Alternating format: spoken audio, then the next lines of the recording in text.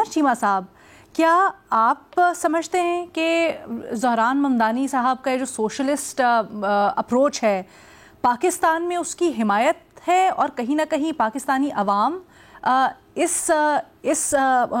मामले को पजीराई इसलिए दे रही है कि वो अपने लिए भी यहाँ पर यही चाहते हैं? ना, एक तो पहली बात तो ये है कि जो ज़हरान ममदानी की विक्ट्री है, इट्स अ बिग डील। और मैं जब ज़हरान की स्पीच सुन रहा था तो मुझे याद आ रहा था जब 2008 में ओबामा सदर इलेक्ट हुए थे और उन्होंने शिकागो में एक तकरीर की थी और ओबामा ने कहा था कि शिकागो में जो लोग मुझे सुन रहे हैं और जो ये समझते हैं या जिनके ज़हन में ये सवाल है कि क्या इधर ख्वाब दुरुस्त साबित होते हैं यानी वो हकीकत में बदल सकते हैं, तो उसने कहा कि आज रात को लोगों के लिए जवाब है। तो एक तो ज़हरान की विक्ट्री है, इस लिहाज से बहुत ही इम्पोर्टेंट है। लोगों को उन्होंने ज़हरान ने अट्रैक्ट किया है। जो कई लोग ऐसे भी थे जो उनके मुखालिफ थे, वो भी उसको तवज्जो दिए बगैर नहीं रह सके और कुछ जो है यानी कि वो उसकी शख्सियत के वैसे बड़े फैन भी हो गए। एक तो ये बात होगी। दूसरा, जो पाकिस्तानी है ना, ये मेरा ख्याल है कि हम कोई बड़े या कुछ सादा किस्म के लोग हैं या आई डोंट नो, यानी कि जब ट्रम्प जीतता है तो हम कभी चाहते हैं कि ट्रम्प जैसा सिस्टम आ जाए। अब जो ट्रम्प है वो बंदर हो गया। अब बातें हैं जो ज़हरान का एजेंडा है।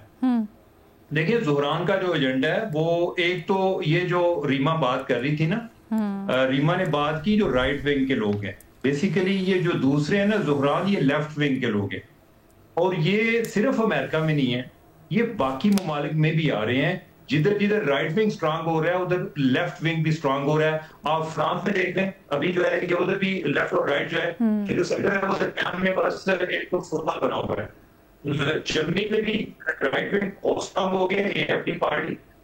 इस जर्मनी में एक पार्टी, आयरलैंड में लेफ्ट विंग की खातून जो प्रेसिडेंट इलेक्ट हुई है। ये जो राइट विंग वाले हैं उनका जो नफरत है ना, गुस्सा या नफरत का वोट इनका भी है। उनका जो नफरत है जो राइट विंग की है वो ज्यादातर है इमिग्रेंट्स के खिलाफ।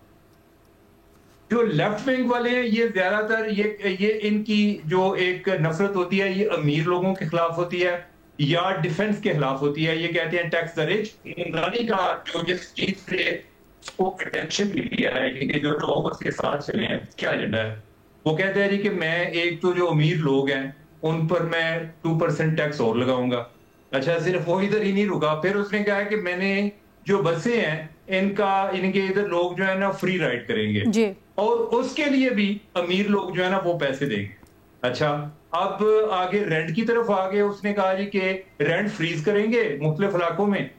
अब सवाल यह है कि देखने में तो ये बड़े अच्छे नारे हैं कि जो अमीर लोग हैं इन पर टैक्स और लगना चाहिए, क्या वो लगा लेगा?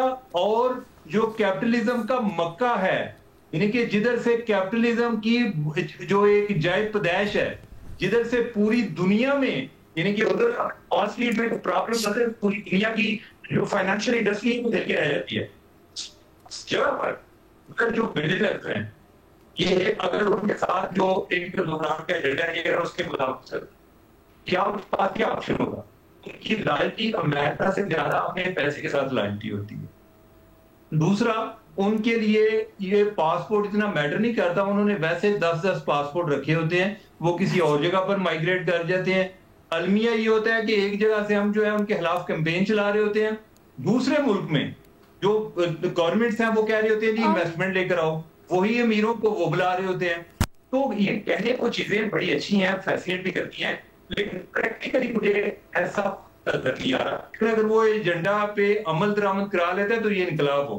वेरी इंटरेस्टिंग उमर साहब, दो छोटी छोटी चीजें मुझे जरूर बता दीजिएगा। नहीं कर सकता उमर साहब, ये पॉइंट आपका आ गया, बस मुझे दो छोटी छोटी चीजें बता दीजिएगा। अभी आपने ये कहा कि ट्रम्प जो पाकिस्तानी ज़्यादातर वेव के ऊपर रिएक्ट करते हैं। आपने ट्रंप की मिसाल दी, आपने कहा कि जब ट्रंप अपनी कैंपेन लॉन्च कर रहे थे तो बहुत से पाकिस्तानी उनको भी सपोर्ट कर रहे थे।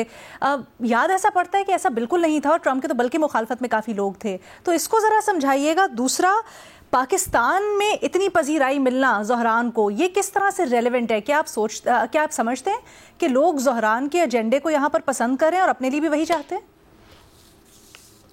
देखिए, जो ट्रंप वाली आपने बात की, अगर आप देखें पीटीआई वाले लोग तो खैर बहुत ज्यादा एक्साइटेड थे, और उधर पाकिस्तान जो अमेरिका में जो पाकिस्तानी थे वो कैंपेन भी कर रहे थे। बाद में उनकी ओपिनियन चेंज हो गई, सो मच कि इवन अमेरिकन की ओपिनियन चेंज हुई है। पहले उन्हें लगा कि वो फॉरेन पॉलिसी फ्रंट पे जितनी लड़ाइयां उसने शुरू की हैं तो वो अमेरिका के मुफाद में कर रहे हैं। अब जब उनको इस रात को ये अमेरिका के अंदर भी आ रहे हैं, गवर्नमेंट शटडाउन हुई है, तो उन्हें लगा कि यार ये किस तरह का बदाम ने मुंतखब किया हुआ है। तो जो ज़ुहरान मुमतानी है उसके हवाले से मेरे दो कनेक्शन थे। एक जो है वो तो उसका ये हो गया कि वो एक मुसलमान था। ओवरऑल ज़ुहरान की शख्सियत ऐसी है कि कोई भी बंदा उसको देखे तो वो एक दफा उसके बारे में सोचता जरूर है। तो इधर जो है वो एक कनेक्शन भी आ गया मुसलमान होने का भी। उसका जो ओवरऑल साउथ एशियन स्टाइल है खाना खाने का, नीचे बैठ जाना, हाथ से खाना खाना, तो इस चीज ने भी लोगों को अपील किया कि पहली दफा उधर एक मुसलमान। हम तो ओबामा को भी मुसलमान बनाने को तैयार थे जी, कि बराक हुसैन ओबामा है। और दूसरा जो है उसका एजेंडा वो बड़ा प्रोवोकेटिव था, यानी कि उसने तो ओवरऑल पूरी दुनिया में लोगों को अपील किया। वो प्रैक्टिकल है या नहीं वो एक अलग बात है, कि जो मुफ्त में आप सफर करेंगे या अमीरों पर टैक्स लगेगा, या दूसरा जो आपके किराए जो है वो बढ़ेंगे नहीं।